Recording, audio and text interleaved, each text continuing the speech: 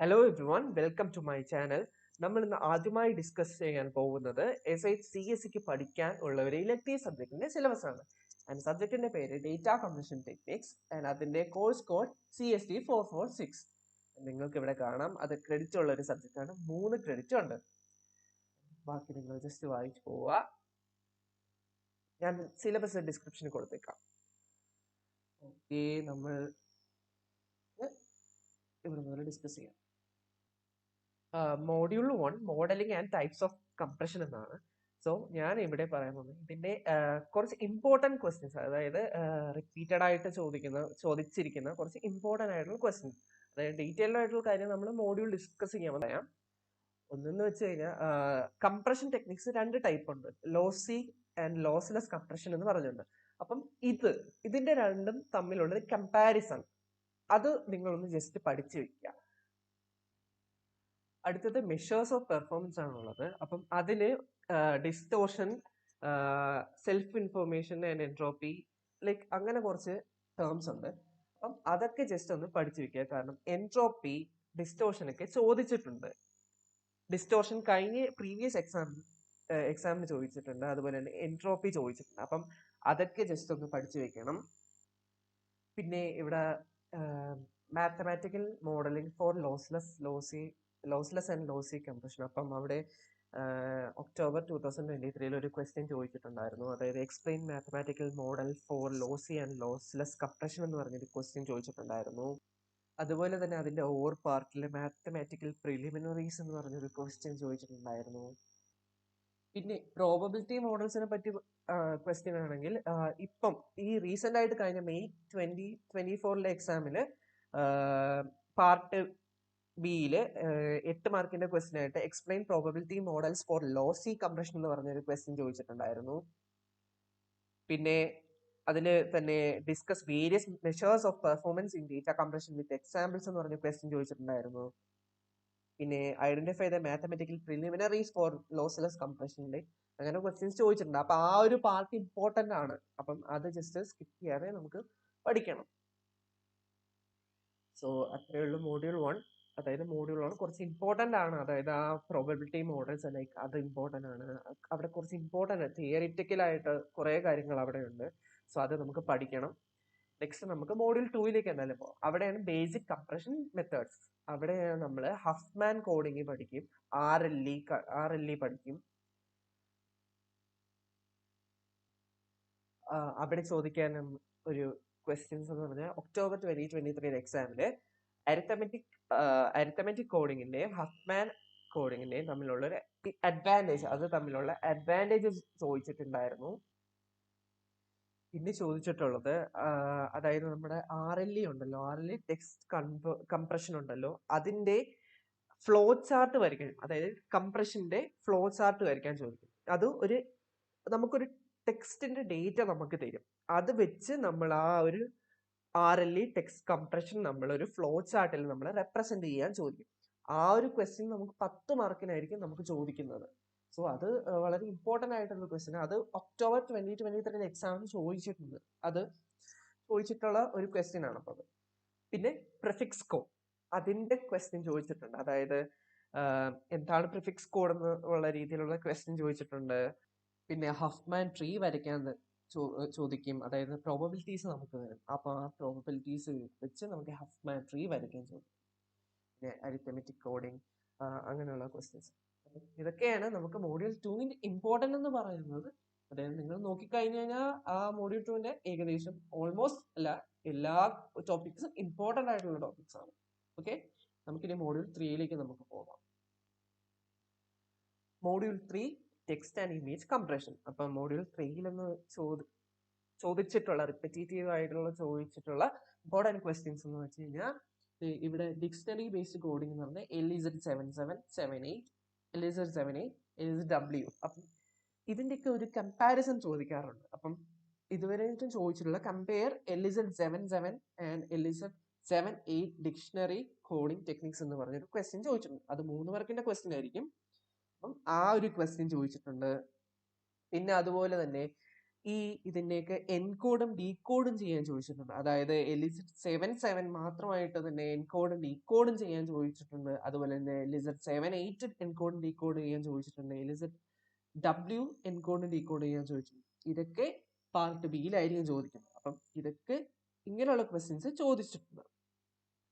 പിന്നെ ഒരു important question എന്ന് പറഞ്ഞാൽ different steps in JPEG image compression. അപ്പം അതിന്റെ ഒരു ഫിഗർ ഉണ്ട്.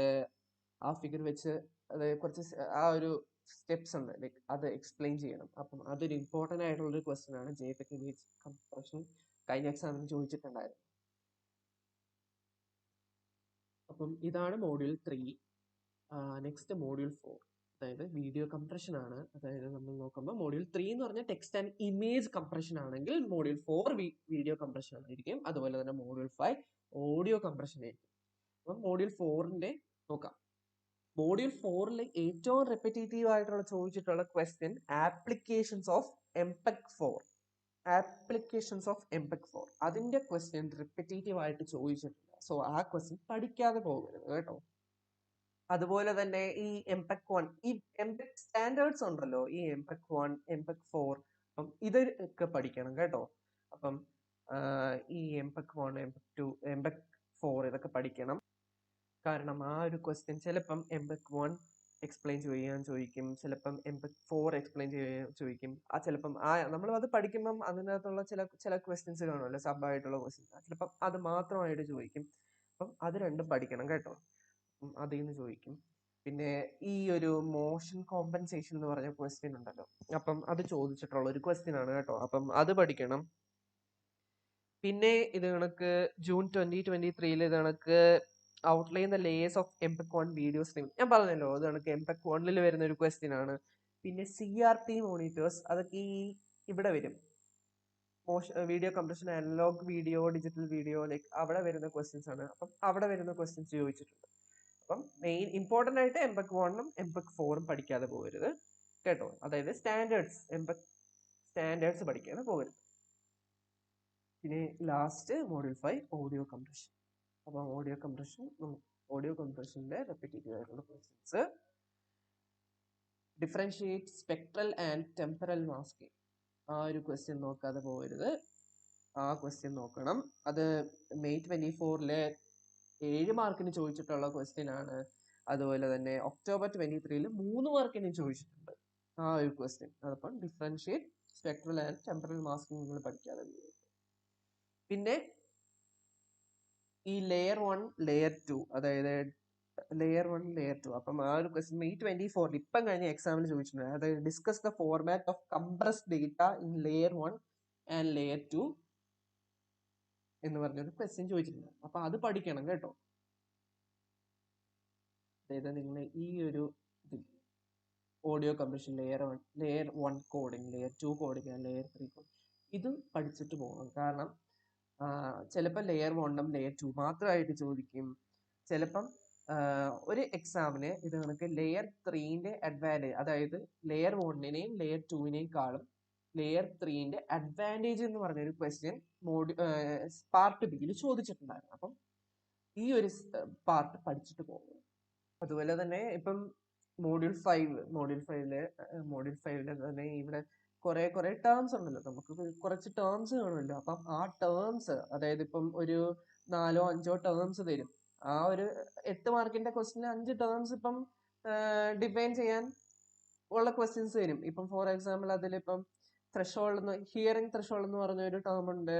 അങ്ങനെയൊക്കെ കുറച്ച് ടേംസ് ഇതിലുണ്ട്. അപ്പം അതൊക്കെ ഇങ്ങനെ ഡിഫൈൻ ചെയ്യാൻ ചോദിക്കും. അന്നും തന്നെ 8 മാർക്കിന്റെ ക്വസ്റ്റ്യൻ ആയിട്ട് തരും.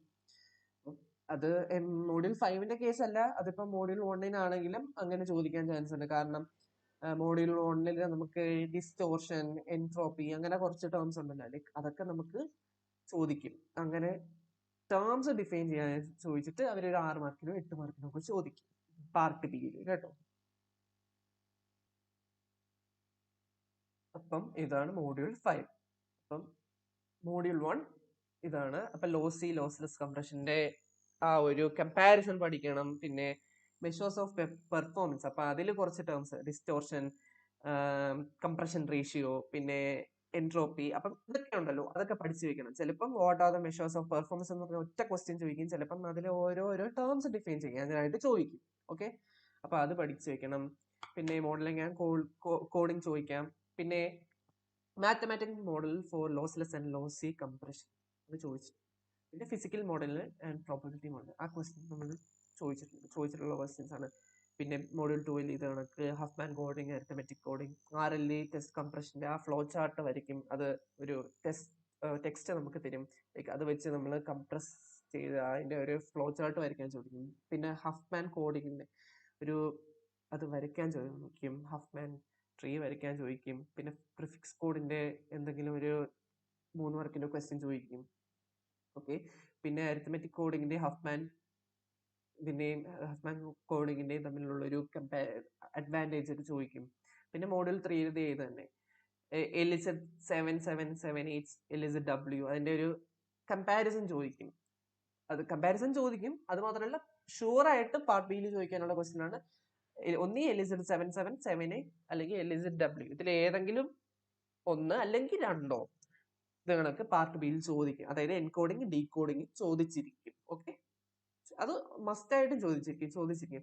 അത് പേര് കേട്ടോ ഒന്നും പേടിക്കേണ്ട, അത് സിമ്പിൾ ആണ്. അതായത് സിമ്പിൾ ആയിട്ട് ചെയ്യാവുന്ന ക്വസ്റ്റ്യൻ ആണ് കേട്ടോ. സമയം ഇച്ചിരി എടുക്കും ചിലപ്പം, പക്ഷെ സിമ്പിൾ ആയിട്ട് നമുക്ക് ചെയ്ത് എടുക്കാവുന്ന ക്വസ്റ്റ്യൻ ആണ്. ഓക്കെ, ഇത് ഷുവർ ആയിട്ടുള്ള ക്വസ്റ്റ്യൻ ആണ്. പിന്നെ ഇമേജ് കംപ്രഷനിലെ സ്റ്റാൻഡേർഡ്സ് അതൊന്ന് പഠിച്ചു വെക്കണം. ഓക്കെ, പിന്നെ JPEG ഇമേജ് കംപ്രഷനിൽ കുറച്ച് സ്റ്റെപ്പ് ഉണ്ടെന്ന് പറഞ്ഞില്ലേ, അതിലൊരു ഫിഗർ ഉണ്ട്. അതൊരു 6 മാർക്കിനൊക്കെ ചോദിക്കും. ആ ഫിഗറും വരച്ച് പിന്നെ അത് എക്സ്പ്ലെയിൻ ചെയ്ത് കഴിഞ്ഞാൽ 6 മാർക്ക് ഷുവർ ആയിട്ട് കിട്ടുക. ഓക്കെ, പിന്നെ മോഡ്യൂൾ 4 വീഡിയോ കംപ്രഷൻ ഉണ്ട്.